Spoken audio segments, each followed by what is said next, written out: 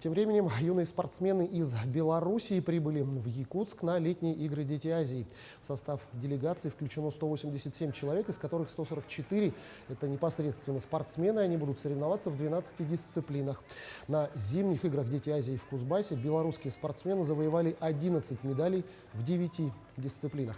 В этом году на летние игры приехало еще больше участников.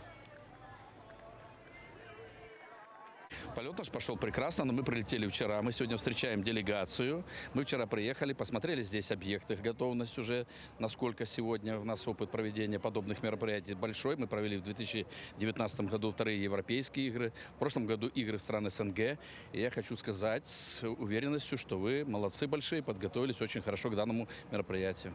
Ну, самое главное, чтобы получили наши спортсмены опыт. Мы впервые участвуем в подобного рода мероприятиях. С 96 года уже проводятся игры Азии, а мы первый раз приехали такой делегацией.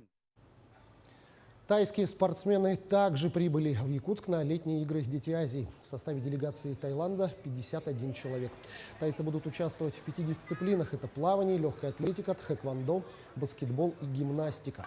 Тренер сборной Таиланда признался, что хотел бы вместе со своими спортсменами посетить красоты Якутии, а именно царство вечной мерзлоты и Ленские столбы. Отметим, что спортсмены из Таиланда прилетели в Якутск сразу после игр БРИКС в Казани. Здравствуйте, жители Якутии и России. Мы прилетели участвовать в играх для того, чтобы проверить себя, а также завести новые знакомства и друзей в Якутии. Я слышал о вечной мерзлоте, хочу очень там побывать. Также у вас скоро национальный праздник СЭХ. Наша сборная тоже бы хотела посмотреть и поучаствовать.